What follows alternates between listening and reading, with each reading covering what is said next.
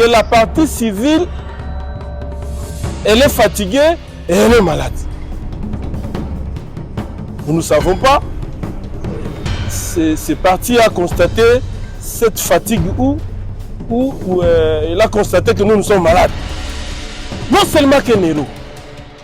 Lumumba Emery Patrice, monsieur le président, si le ministre de la Défense étant en vie, il aurait dû être le chef hiérarchique de ces deux prévenus. Le ministre de la Défense, les gens doivent mettre ça en tête. Et que donc, pas plus de 10 minutes. Moi, je vais terminer dans moins de 10 minutes. Mais si lui l'a fait, il a gagné la sécurité parce qu'il a déjà déposé le dossier. Moi, je ne peux pas supporter mon intérêt. Je suis là, vis-à-vis. Il avait le dossier, il a eu à passer plus de 6 mois avec ce dossier. Il vous a saisi. Aujourd'hui, la partie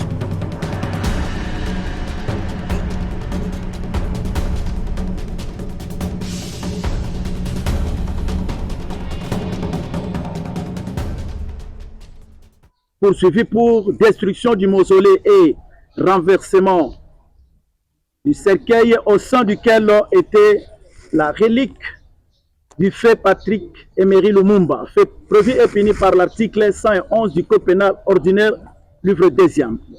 C'est pas Patrick, c'est Patrice. Patrice. Merci, monsieur le président. 4. RP numéro 1235, barre 024. Et RMP numéro 8570, barre Gibel, barre 024. En cause, l'auditeur militaire des garnisons, ministère public contre le prévenu Biyoko Oumba Meshak, poursuivi pour terrorisme. Articles 157 et 158 du Code pénal militaire. Enfin, RP numéro 1231, barre 024 et RMP numéro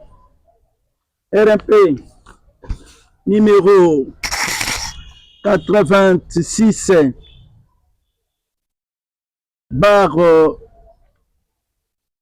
MB barre 024,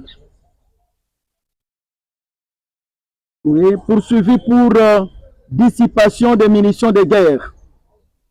Le prévenu Liweza Djema Fabrice. Fait à Kinshasa le 18 avril 2025, Mukwahata Manzanza, Jean capitaine et greffier divisionnaire. Merci, monsieur le président, j'ai terminé. Congo comparé par son conseil, Maître Loumani Champagnabili, avocat au barreau du Congo central. Comme d'habitude, avec ses conseils, défenseur militaire près de la cour militaire Kinshasa Matete, Akoma Kota Justin. La comparution des experts, les experts qui avaient été requis pour répondre aux devoirs prescrits par le tribunal des séances. Est-ce que le tribunal voudrait vérifier si les experts ont répondu à l'appel du tribunal? Est-ce qu'il y a des experts dans cette salle ici?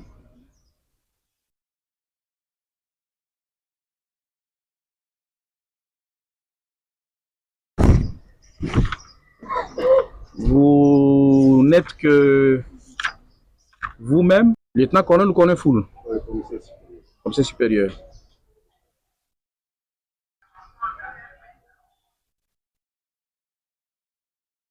Où êtes-vous né? Votre CI, où l'aviez-vous fait?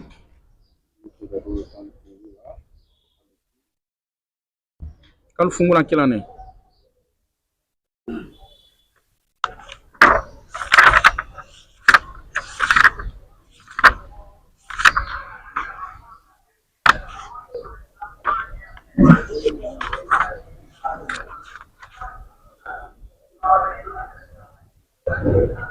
Que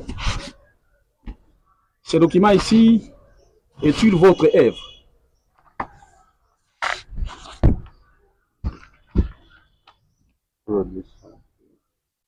Oui.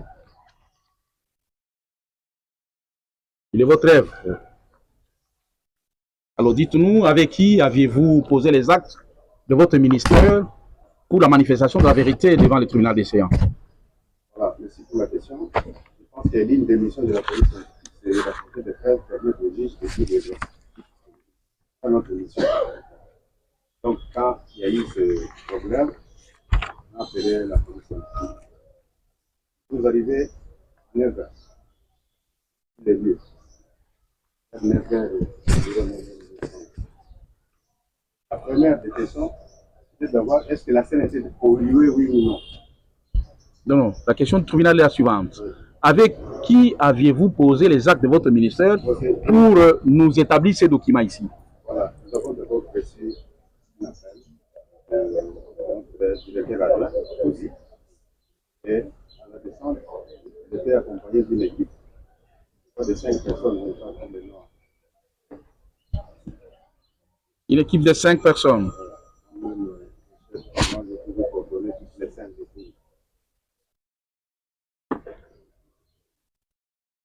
Mais à le lire ces documents, ces rapports, nous constatons que vous ne l'avez pas signé seul. Donc, il a été conjointement signé avec le commissaire supérieur adjoint J.P. Kapinga. Qu'en est-il de ces messieurs? C'est-à-dire, ça c'est la comparaison des entreprises. Nous avons reçu une mission du parquet général, du parquet civil. Nous demande de descendre sur le terrain, relever les empreintes et les comparer aux suspects. Il y a eu d'abord 5 suspects civils. Nous avons comparé, et après il y a le premier rapport. Le deuxième rapport, il y a des militaires. Qu'est-ce que nous avons compris? Je ne sais pas si je peux continuer. Voilà. La première des choses, nous avons trouvé des vitres brisées. C'est très important pour nous. Deuxièmement, la clé en place. Comme on dit, mais comment? Si ce criminel est entré, il devrait entrer par la porte. Mais comme il y a eu infraction, on a cassé la vitre. Ce qui fait que la scène a été connue. J'ai demandé, est-ce qu'ils sont entrés? Les gens ne voulaient même pas se présenter. Bon, on était contraints avec la clé dont vous faites allusion. La clé d'entrée au Mongolais. Ok. En place. Il y a des photos. Je ne sais pas si les photos ne sont pas claires. J'ai un rapport très clair, même électronique. Bon, la clé en place. On dit, mais qui a mis cette clé? Elle a dit, il faut commencer à citer les noms. On me dit, non, la scène est polluée. D'habitude, quand la scène est polluée, je ne travaille pas. Pourquoi? Puisque. Qu'est-ce que vous entendez par la pollution des scènes? C'est-à-dire, les gens sont. En des termes simples. Oui, en dehors des criminels, il y a d'autres personnes qui sont entrées de l'intérieur. Est-ce que la pollution, un instant, est-ce que la pollution de la scène dont nous parlons, c'est au regard de l'endroit ciblé pour prélever les empreintes ou la présence humaine à cet endroit seulement par les traces de pieds ainsi de suite, ça peut déjà aussi entraîner la pollution ou comment? Qu'est-ce qu'il fait? Il a vu que ces traces, c'est le trace des criminels. Donc, d'office, vous éliminez. C'est pourquoi nous avons parlé de superposition des empreintes. Il y a eu des empreintes plantaires, des traces de pieds, il y a eu des traces palmaires ou papillaires, des traces de mains. Ce qui fait que la scène était polluée. Donc, par la pollution des scènes, on comprend qu'il y a d'autres personnes qui se sont ajoutées pour donc laisser leurs traces. Ils sont en train de nombreux. Si vous regardez, j'ai un rapport où il y a, c'est clair, vous allez voir plusieurs traces plantaires. Et ils ont touché. Et j'étais curieux de voir qu'est-ce qui se trouve dans le cercueil. J'ai amené le boîtier, je vais vous montrer. Et le drapeau qu'on avait trouvé à l'intérieur du cercueil. L'État congolais n'a-t-il pas pris des mesures pour la préservation de la relique? Soit l'objet en soi, la chose en soi n'était pas à l'intérieur, mais à titre symbolique, le cercueil était là. Est-ce que la relique se trouvait-elle à l'intérieur du cercueil? Je vais vous répondre. Je vais poser une question. C'est-à-dire, même dans le centre de justice, les codes de procédure pénale ne fait même pas allusion à la protection d'une scène de crime. Et je vais vous donner l'exemple du pays qui m'a formé en France, à plus de 55. Code de procédure pénale, révisé 662. Lorsque vous pénétrez sur une scène de crime, vous avez 5 ans de prison et 30 000 € d'amende. Mais chez nous, rien. C'est pourquoi on a toujours dit que pour voir les enquêtes au Congo n'aboutissent pas. Avant, quand il y a un événement, c'est d'abord la police scientifique. Mais qu'est-ce qu'on trouve? Il y a différents indices qui se pointent.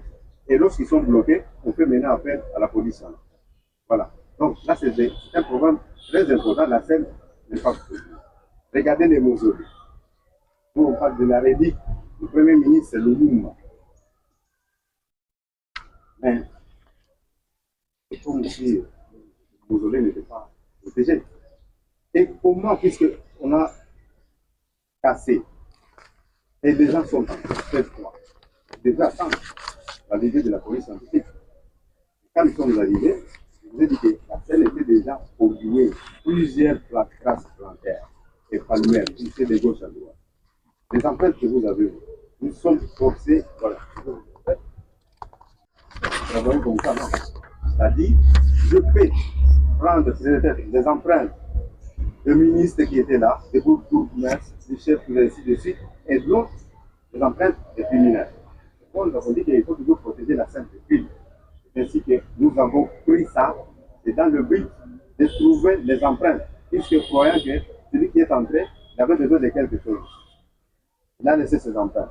Mais curieusement, on trouve qu'il y a plusieurs empreintes superposées. Donc, vous voyez que la scène était déjà posée. À l'intérieur, vous avez trouvé la relique, on n'a rien trouvé. Vous voyez la trace là. On n'a rien trouvé. Seulement ce que vous voyez là.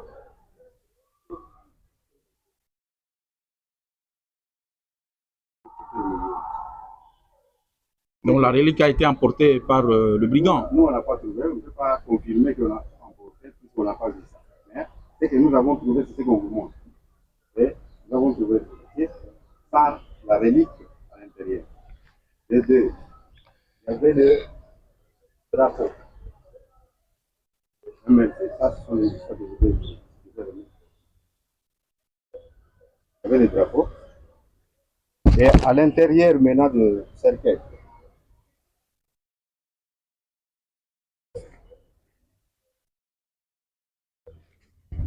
ça, ce sont des cailloux utilisés par le criminel pour casser la vitre de l'enfant. Espace on les a à la main.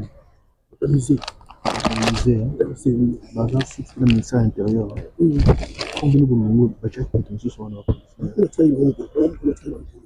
Voilà, nous avons trouvé ça à l'intérieur. Nous avons trouvé dans le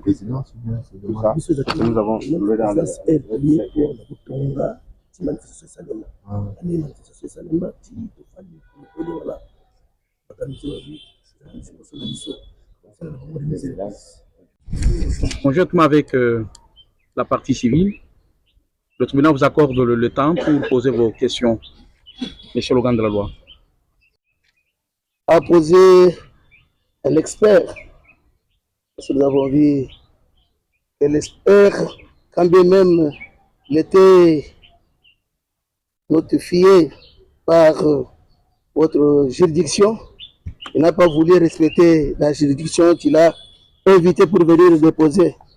Or, dans l'exploit, il était signalé au commissaire supérieur. C'est vrai, monsieur le président, que cela me dit. Service, c'est ça aussi, c'est une tenue de service. Merci, monsieur le président, parce que même. Et puis ici, il répond comme expert en police technique et scientifique. Il est censé mettre sa tenue sur l'uniforme. Il devrait, parce qu'il est bien identifié, l'expert de la police devrait d'abord. Oui, c'est cette tenue qu'il a toujours mise pendant ses prestations.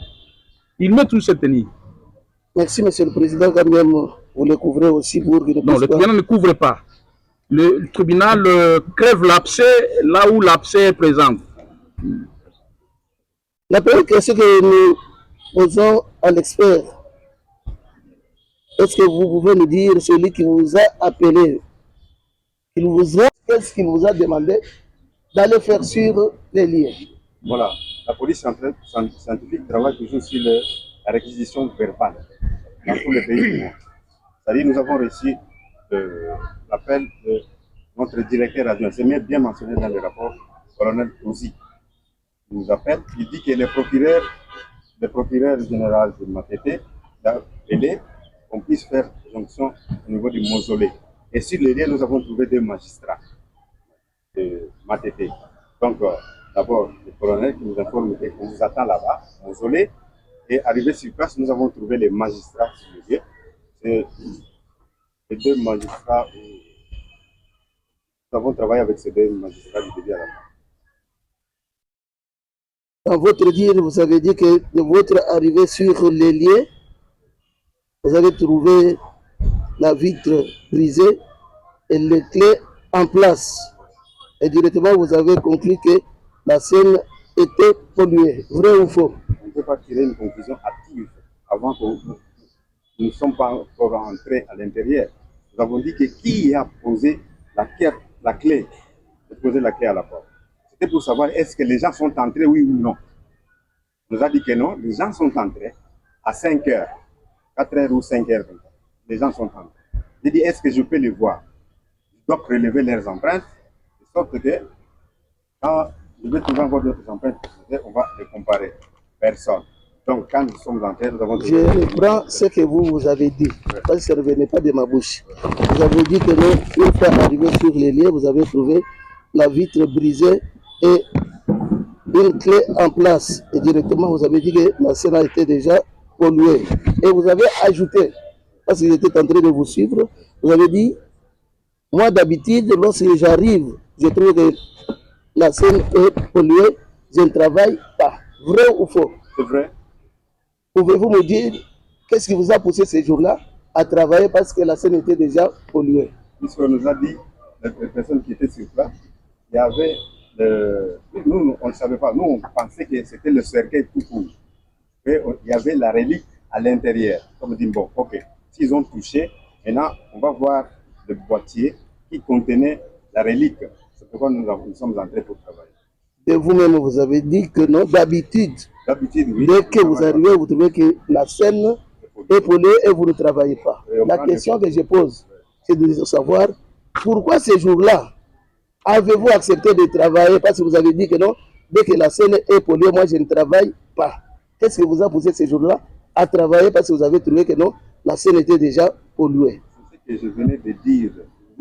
On nous a dit que moi, nous, on pensait que c'était juste le cercueil. On vous a dit que qui vous a dit? Les gens qui trouvaient sur le lieu, nous avons trouvé beaucoup de gens. Il y a des gens de Misé qui étaient là-bas. Il y a parmi les gens arrêtés, les 5 là. Ils étaient là sur place. Ce sont eux qui nous ont dit non. À l'intérieur, il y a la relique du Premier ministre Lumumba. Ah, nous sommes dit bon, ok, là ça devient intéressant. Nous devons maintenant travailler. Voilà.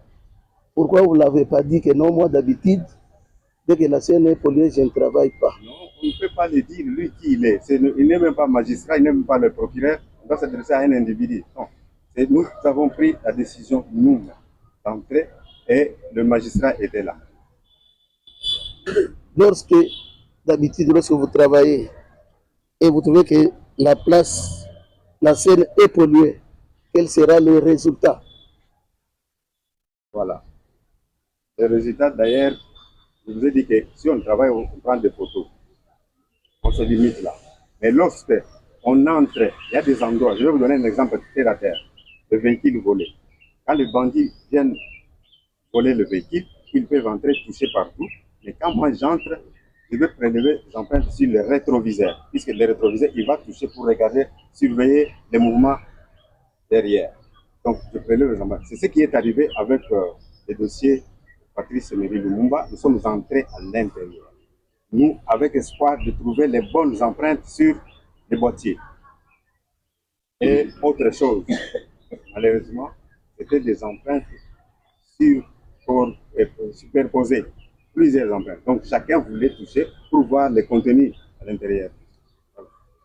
La question, en retournant encore, nous disons ceci. Lorsque la scène est polluée, quels seront les résultats? Les résultats seront exacts ou non exacts? Les résultats ne seront pas exacts. Pourquoi? Puisqu'il n'y a pas de preuves. Puisque je disais au début que l'une des missions de la police scientifique, c'est d'apporter des preuves. Quelles preuves vous allez maintenant apporter pendant que la scène est polluée? Non. Pouvez-vous nous dire, dans votre travail que vous avez fait, quelle était la conclusion?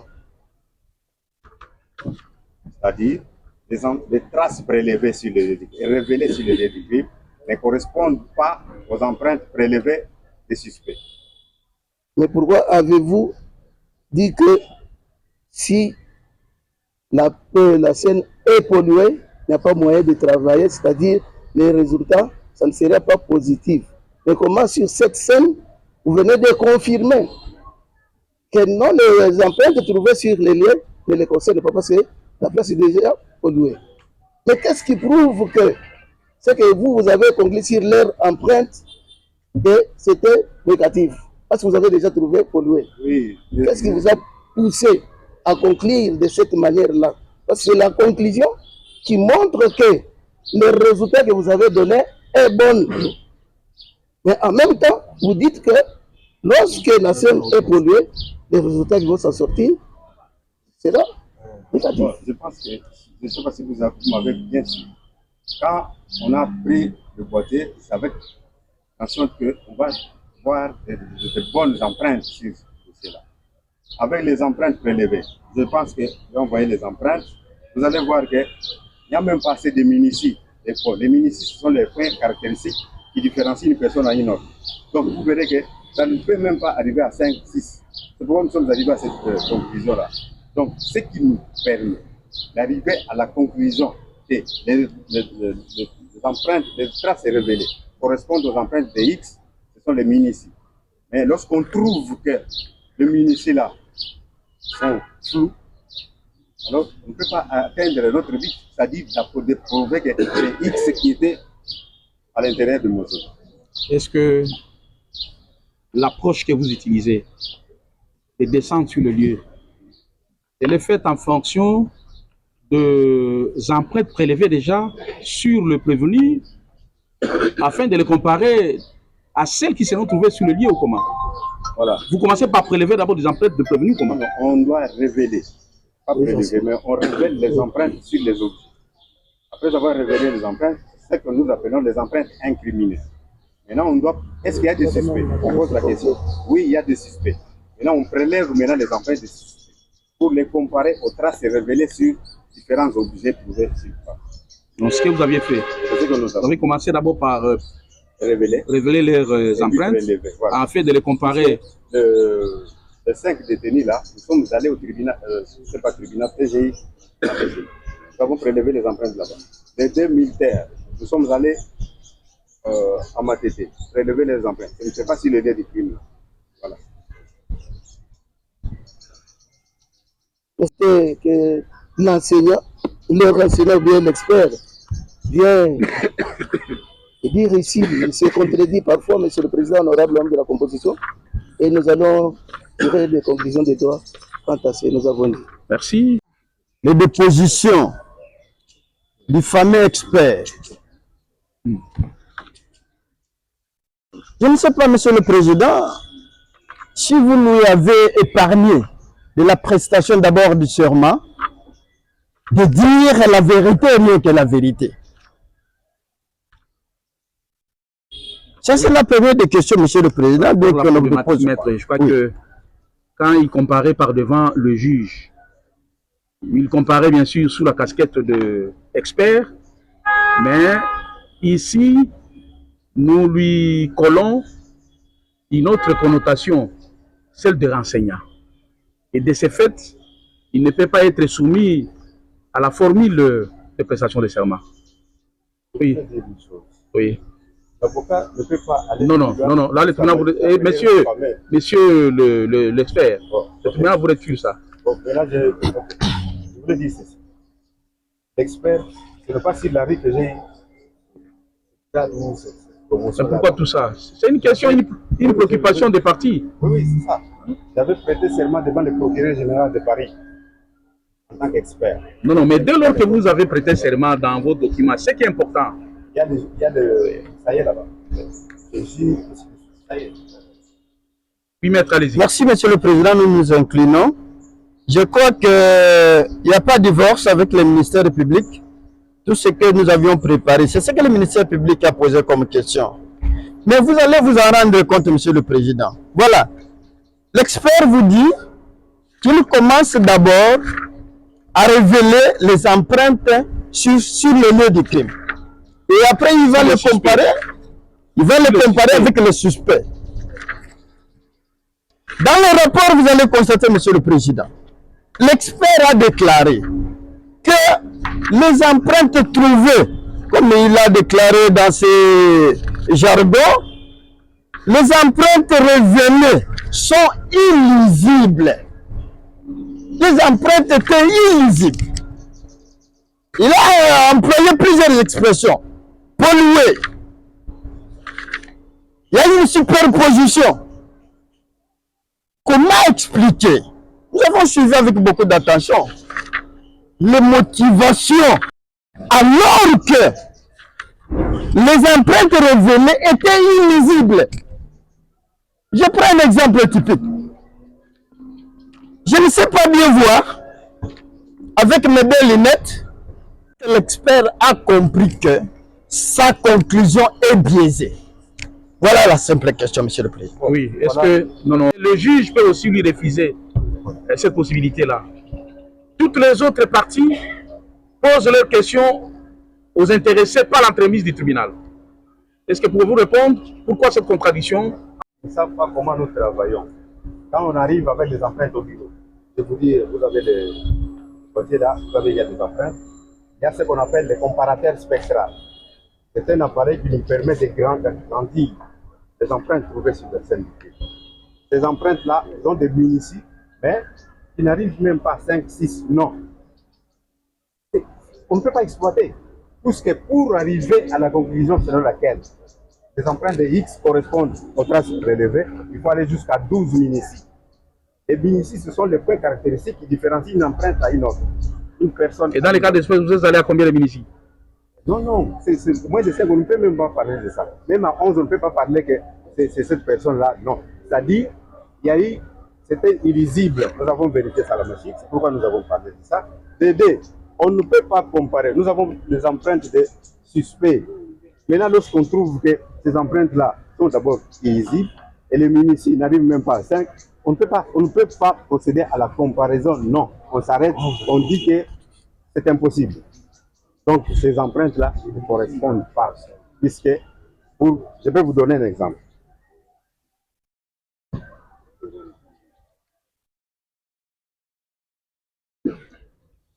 Voilà comment nous procédons. C'est ça.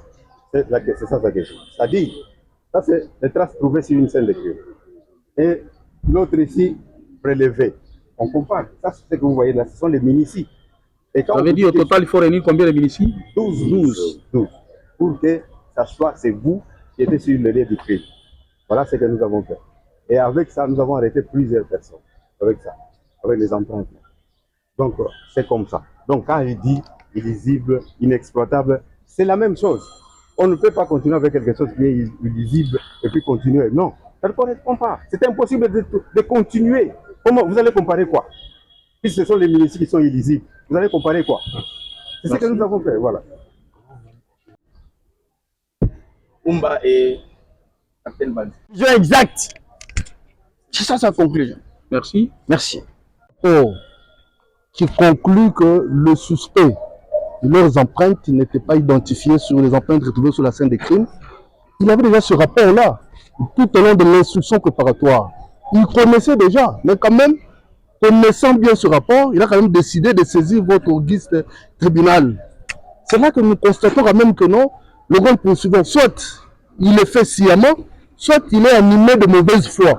Nous rappelons qu'il est aussi préposé comme les autres qui sont là, préposé de la République. Nous voulons dire ceci, nous avons juste une question que nous voulons poser. Et quelque part, il pose la question à l'expert pour dire qui avait donné l'ordre, sur demande de quel parti l'expert avait fait sa descente. Mais c'est grave. Nous savons tous que le parquet est régi par le principe d'unicité. Même si un magistrat pose les actes en tant qu'individu, mais le corps tout entier, c'est le corps qui est représenté. Mais à la grande surprise, lui-même aussi est surpris de savoir, il ne sait pas que c'était à la demande du parquet que le parquet avait demandé à l'expert de pouvoir faire cet examen. Donc ce sont des constats vraiment très amers. Nous posons quand même la question à l'expert, sans pourtant s'attarder sur la mauvaise foi de l'organe poursuivant. Allez-y. Mais néanmoins, nous voulons poser la question, lorsqu'il y a superposition d'empreintes, est-ce qu'il y a-t-il possibilité quand même de pouvoir distinguer les empreintes retrouvées sur la scène de crime et les empreintes des suspects? C'est ça la question. Est-ce que vous avez compris? C'est impossible. Puisque le criminel est entré, et les autres sont entrés, c'est-à-dire les criminels, ceux qui sont entrés, ils vont ajouter des traces sur les traces du criminel. C'est ainsi que quand vous transpirez, vous dégagez une sueur. Cette sueur-là est accompagnée d'acides aminés. Lorsque vous touchez d'office, vous éliminez les premières empreintes, ce sont vos empreintes, vous êtes entrés, ils vont apparaître. Voilà un peu le système. Donc on ne peut pas considérer que trouvé au tribunal où il les a conçus, il a une connaissance sur ces rapports. C'est ce qui est comme notre question. Le tribunal n'a pas bien pigé nous demandons ceci. Oui. Nous voulons savoir quel est le rapport qui est au tribunal aujourd'hui. Oui. Quel est le rapport nous sommes en train d'examiner, de constater. Oui. Si l'expert l'a trouvé au tribunal qu'aujourd'hui où il a une connaissance sur ces rapports. Mais je crois que d'entre des jets, nous avons carence d'éléments. Nous sommes en mission. D'ailleurs, pour le moment, je suis resté seul. Nous sommes en train de chercher à recruter dans les universités. Donc, à deux, nous sommes partis en mission vers qui est-il, Kapinga? Il travaille chez moi, c'est un agent de chez moi. Ah, voilà. Moi, je suis chef de département. Ce sont de mon équipe. Ce sont les gens qui travaillent avec moi. Donc, il fait partie de votre équipe. De mon équipe. Le président, puisque vous nous avez fait grâce. Donc, devant les ministères publics, tout était secret. J'aimerais poser une question de savoir auprès du patron de l'action publique. Puisque actuellement, c'est comme s'il vient solliciter un débat devant votre tribunal. Alors après avoir reçu le rapport, le premier rapport, si on peut parler dans ces termes-là, il a fixé le dossier auprès de vous. C'est peut-être la partie civile qui a sollicité une demande si par hasard il pouvait avoir des éclaircissements. Bon, je me pose beaucoup de questions de savoir, surtout que c'est un expert dans son domaine, et moi, personnellement, Eric Falanka, je ne serais pas à mesure d'aller, si ce n'est que des problèmes de vocabulaire. Il est illisible, et ça comme ça. On ne peut pas distraire votre tribunal à cause de ça. Mais néanmoins, les conclusions, nous avons. À l'heure où je vous parle, c'est suite au patron de l'action publique, et voire même la partie civile, ils ont fait déplacer quelqu'un qui est invisible pour venir leur expliquer. Vis-à-vis de, avec le peu de mots que j'ai écoutés ici. Il a parlé, il a son rapport et il a donné toutes les précisions. Mais que le ministère public et la partie civile ne puissent pas continuer à nous distraire.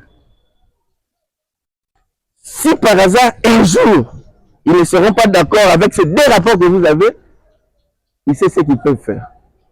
Pour le moment, hic et nunc, vu que votre tribunal a le rapport envoyé par le patron de l'action publique, il n'a jamais contesté ça. Lui-même, dans son bureau climatisé, il n'a jamais contesté. Il avait dit amen dans ce rapport. Aujourd'hui, je ne veux pas que votre tribunal puisse être un tribunal qui favorise le ministère public. À tout moment, il vous donne le travail d'aller chercher. Les juges pénals ne cherchent pas. Quand on met des histoires, même en matière de flagrance. C'est pour ça qu'on a parlé de flagrance. Et rapidité. Le juge pénal est rapide. Il plaise à votre tribunal. Après avoir écouté l'expert, que moi, je ne serai même pas dans son domaine, je ne sais rien, que je regarde seulement les conclusions. C'est ce que les juristes regardent.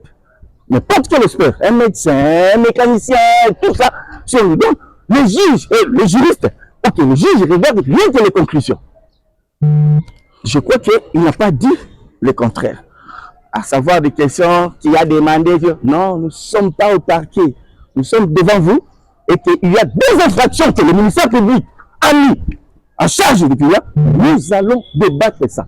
Qui nous épargne les débats que lui pouvait faire dans son bureau climatisé avec les partis. Là, il était juge de parti. Il pouvait faire. Donc, si le ministère public se comporte ainsi, comme s'il veut vous faire revenir marche en arrière, et que la plupart des dossiers que vous aurez dans votre tribunal, ce sera toujours une discussion avec le ministère public. Après avoir traité son dossier là-bas, il fixe, il vient, il commence à vous demander pardon, mais c'est le président, donnez-moi le temps, je vais chercher un tel monsieur. Ça, c'est un comportement antisocial en criminologie. Je ne vais même pas parler ça en droit. Parce que si je dis un vocabulaire en droit, vous allez me dire, maître, retirer ça. Donc c'est un comportement antisocial vis-à-vis de ce que vous avez comme les deux rapports. Je ne veux pas perdre votre temps. Nous sommes esclaves de la loi. Nous avons été esclaves. Le parquet, puis c'est le ministère public qui nous a égorgés.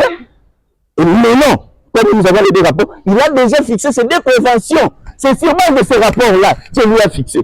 Qui peuvent avoir votre tribunal d'aller outre. Moi, je ne poserai aucune question à l'expert. Merci, maître Eric. Mais il va se contenter seulement des écrits, des commentaires qui étaient écrits sur le titre du film. Parce qu'il n'était pas là lorsqu'on a développé, lorsque l'expert a expliqué son œuvre, il n'était pas là. Il vient, il retourne sur cela. Monsieur le Président, la République, il s'appuie sur les argumentaires de l'expert. Et il oublie que l'expert a dit que le mausolée n'était pas protégé. C'est l'expert qui a dit la République ne peut se prévaloir sa propre turpitude. Parce que c'est la République qui devrait protéger le mausolée. Mais l'expert, il vous dit que non, la République n'a pas protégé l'endroit. Et il appuie. Ça, c'est un aveu tacite de la République. Et nous savons très bien que les variables greffiers a noté ça. Monsieur le Président, honorable membre de la composition, la République dit que non, le ministère public, il est là, c'est pour la République. Oui, nous sommes là. Si mon enfant est voleur, je ne peux pas appuyer ce que mon enfant est en train de faire. Parce que je suis son père. Et je le dis, beaucoup de gens qui n'ont pas étudié ne peuvent pas dire à leurs enfants que moi je n'ai pas étudié, vous aussi vous n'allez pas étudier. Non. La République devrait faire l'effort de protéger l'endroit et faire l'effort que cela ne puisse pas revenir. Par rapport au rapport de l'expert que nous vous avons dit, et l'expert lui-même, il vous dit que comme l'endroit était essuyé, donc le rapport qu'il a donné, ce n'est pas un vrai rapport. Voilà, en conclusion, parce que l'expert vous a dit que non, l'endroit était déjà essuyé, donc il n'a pas moyen de faire l'expertise. En conclusion, ce qu'il a donné comme résultat, c'est un faux résultat, nous avons dit. Merci, M. Lugandolo. De dire que nous sommes allés chercher quelqu'un pour venir nous éclairer. Et que si l'expert compare aujourd'hui, c'est par la réquisition, n'est-ce pas, de votre office de tribunal. Ce sont des imputations dommageables. J'aimerais que cet intervenant puisse se retirer, Monsieur le Président, sans allégation gratuite, Monsieur le Président. En quoi ça vous lèse? Oui, ça nous lèse, Monsieur le Président. Nous sommes allés chercher quelqu'un pour venir nous éclairer. C'est déshonorant, Monsieur le Président. Ça nous déshonore. Ça nous déshonore, Monsieur le Président. Il doit retirer ça avant que je puisse continuer. Bon, le tribunal ne trouve pas quelque chose d'énervant autour de ça. Hein? Ça nous a lésé. Bon, Maître Eric. Ça nous a lésé. Merci, Monsieur. En toute élégance. S'il vous plaît, Monsieur le Président. Maître Eric Falanca, il est du département droit pénal et criminologie. C'est difficile quand on plaide avec une autre personne qui a fait d'autres départements, il n'arrive pas à comprendre certaines problèmes. C'est pas à moi, Maître Eric, de Vous voulez enfoncer le clou dans le bois encore? Monsieur le Président, moi j'ai dit, ils ont forcé la main du tribunal d'appeler l'expert. Ils l'ont forcé. Le tribunal n'avait pas envie d'appeler l'expert. Et le ministère public, et la partie civile, tous ils ont forcé. L'expert que vous voyez, dans peu de mots, Monsieur le Président, il y a des gens que vous ne pouvez pas voir. Ça fait 17 ans que je suis dans la gestion militaire. Il y a des gens que vous ne pouvez pas voir. Mais est-ce que vous êtes intervenant dans cette cause? Votre honneur, Monsieur le Président. Non, le tribunal vous pose la question. Est-ce que êtes-vous intervenant dans cette cause? Je ne suis pas intervenant, mais... Ah, le tribunal vous demande de vous retirer. Non, vous vous retirez. Vous vous retirez, maître. Et d'ailleurs, actuellement, il est membre du Conseil de l'ordre. Vous vous retirez. Actuellement, vous êtes membre du Conseil de l'ordre, Monsieur le Président. Vous êtes membre du Conseil de l'ordre. Maître, vous vous retirez. Les avocats... Il n'est pas membre du Conseil de l'ordre jusqu'à la production. Vous retirez, vous retirez. Jusque-là. Tu n'es pas... Vous le prouvez et puis... S'il vous plaît. Écoutez, n'engagez pas un débat autour de ça. Maître, retirez-vous. Retirez-vous. Ce sont des incidents que vous faites là. Poursuivez, maître. Merci, Monsieur le Président. Je vais m'excuser. Ce n'est pas dans ma nature, puisqu'il y a des gens qui viennent apprendre certaines choses. Ici, au tribunal, on ne vient pas apprendre. On vient apprendre rien que en matière. Mais pour ce qu'on est de la déontologie, on en a. Donc, je dis ceci. Vis-à-vis de ces dossiers, nous sommes en matière pénale. Le parquet militaire avait déjà fait son travail. Il a fixé devant vous. Si l'expert est venu, c'est juste qu'on a forcé la main du tribunal. Bon, là, le tribunal vous demande de retirer ça. Oh, Le tribunal est souverain. okay. Il apprécie de l'opportunité ou non d'engager une action. Si on estime qu'il était important qu'une contre-expertise soit faite, le tribunal peut le faire. Avec beaucoup de respect, je le retire, Monsieur le Président. Merci. Ce n'est pas dans la nature de mettre. Oui, maître Didier. Merci, Monsieur le Président. La dernière question que j'ai à poser à l'expert. Allez-y. Nous avons tous suivi tout à l'heure les conclusions déposées par l'expert, qui sont nettes et claires, comme l'avocat de prévenir venait de le dire. C'est clair. Que l'expert puisse nous dire. Maintenant là, nous avons deux conclusions. Les conclusions écrites et les conclusions de verbal qu'il vient de déposer. Lesquelles des conclusions que nous allons considérer? Maître, est-ce qu'il y a des contradictions au travers de ces deux conclusions-là? Mais les conclusions écrites, évidemment, ont été commentées par les déclarations du renseignant et plutôt de l'expert tout à l'heure. Parce que vous devez aussi nous éclaircir. Oui, le deuxième expert n'a pas comparé, il est en mission. De façon que on verrait aussi. Il est en mission, il n'est pas sur place. Monsieur le Président. pour le compte de son collègue, non. Vous avez constaté carrément que c'est de la dérobate. C'est de la dérobate, Monsieur le Président. Nous avons dit. Oui, maître Eric Merci, Falanca. Monsieur le Président. C'est ce que j'avais prédit. Parce que cette cause a été expressément appelée pour répondre à certaines exigences, notamment la comparution. Baloussa. Baloussa. MLCL. Non, MLC. MLC. Okay. Merci.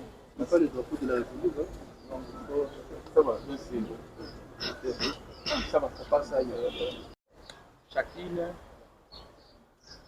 ses responsabilités. Ainsi, comme la procédure voudrait que nous commencions avec la partie civile, c'est elle qui prendra parole en premier lieu pour cette conclusion.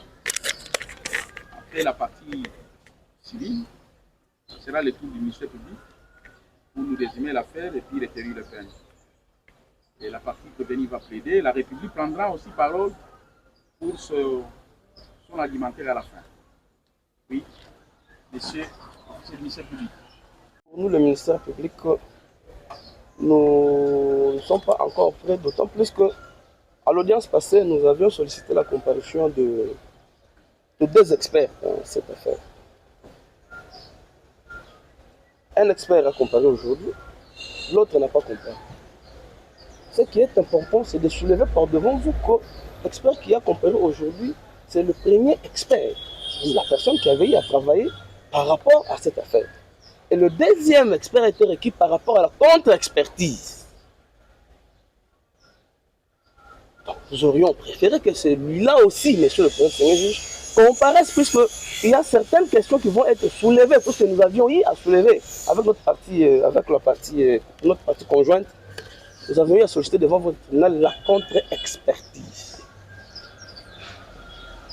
Ce qui fait qu'au jour d'aujourd'hui, nous ne soyons pas à mesure de conclure avec cette affaire, puisque nous pensons que le réquisitoire est un moment fort du ministère public. Nous devons être à même d'avoir tous les éléments possibles afin de venir faire notre travail, monsieur le président, comme nous avons dit. Merci. C'est la partie civile qui avait sollicité s'il y a moyen, il voulait voir clair. Obligé d'en accomplir. Mais maintenant, le patron de l'action publique, il doit avoir honte sur ce qu'il est en train de demander devant vous.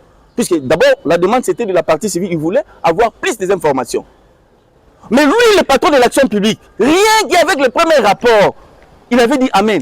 Mais pourquoi Il doit venir devant vous pour nous passer tous les temps. Je vous dis, la partie civile, elle est même fatiguée. Vous savez, il y a des gens qui ont des responsabilités, des grandes responsabilités. Est-ce que vous êtes les porte-parole? Non, non, veuillez m'excuser, monsieur le président.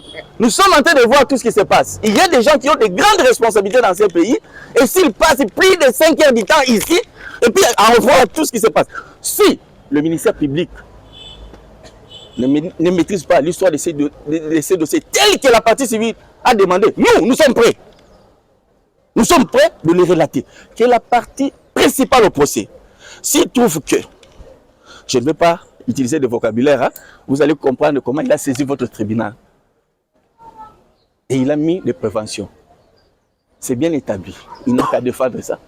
Nous sommes prêts. S'il ne sera pas satisfait, il y a des moyens que même s'il va au ciel, il sera toujours à genoux. Comme lui n'a pas la réponse de la question que la partie civile a demandé, nous, nous, quand nous allons parler, puisque la partie civile, c'était sa préoccupation, il veut savoir qu'est-ce qui s'est passé. Là où il y a un homme sacré, on a mis les reliques, et voilà, c'est touché. Il a besoin de ça, il a besoin de ça. Mais comment le ministère public va commencer à prendre tout le temps à distraire votre tribunal? C'est la toute première fois que moi, depuis que je suis avocat, je vois qu'on est à l'audience, le ministère public recule. La partie civile, je le remercie, parce que rien qu'avec sa question qu'il a posée, nous sommes prêts à répondre.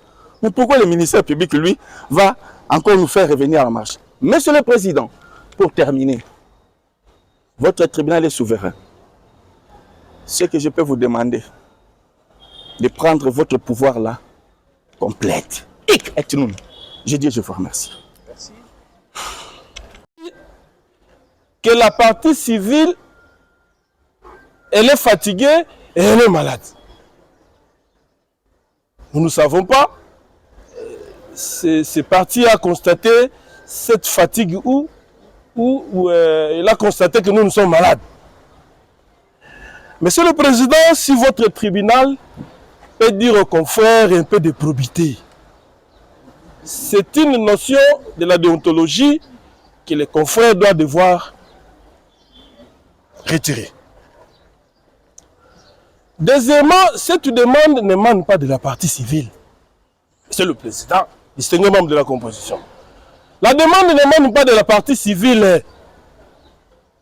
Cette demande émane du ministère public qui est le maître de l'action. Donc, le parti prévenu ne peut pas impliquer la demande du ministère public à une des parties qui n'a même pas fait cette demande, d'une part. Et d'autre part, les partis prévenus doivent mettre en tête, Monsieur le Président, que nous sommes en train de plaider une affaire d'un héros national. Un héros national, Monsieur le Président. Cette cause concerne un héros, Lumumba Emery Patrice. Non seulement qu'un héros. Lumumba Emery Patrice, Monsieur le Président, fut le ministre de la Défense. Étant en vie, il aurait dû être le chef hiérarchique de ces deux prévenus. Le ministre de la Défense, les gens doivent mettre ça en tête. Et que donc, Là sont déjà des conclusions. Mais... Monsieur le Président, je voulais juste recadrer aux confrères. Et que donc, la demande n'émane pas de nous, la demande émane du ministère public. Et que donc, lorsqu'il va prendre la parole, qu'il ne faut pas inclure la partie civile qui n'a pas encore eu la parole, j'ai dit. Mené en bateau. Souvent, les conséquences. Donc, il y a d'autres personnes qui assistent tout au long de l'audience, il y a des changements, on ne sait pas quoi. Si vous avez bien suivi l'expert vous avez dit qu'il y a carence dans leur bureau. Toute l'équipe ne peut pas se déplacer. C'est pour cela, lui, en tant que chef du département des crimes, il est venu pour représenter toute cette équipe-là. Il a répondu à toutes les questions. Il les a parlé de revers de la main. Et je ne sais pas comment on va encore renvoyer cette affaire pour faire appel. Et si on renvoie et que lui-même revenait encore, qu'est-ce qu'on va dire? Parce qu'il nous a expliqué, il était clair. Il a dit que si je viens en l'heure de ce jour, je suis seul, tout simplement parce que les autres ne peuvent pas se déplacer. Il y a carence dans le bureau, on ne peut pas laisser le bureau vide. Comme chef du département des scènes de crime, je viens pour répondre à toutes les questions concernant les deux rapports. Il était clair. Je dis que, rien que pour l'instruction de ces dossiers, nous tous, que ce soit la partie civile, les fatigués, dans la mesure où on ne fait que retarder.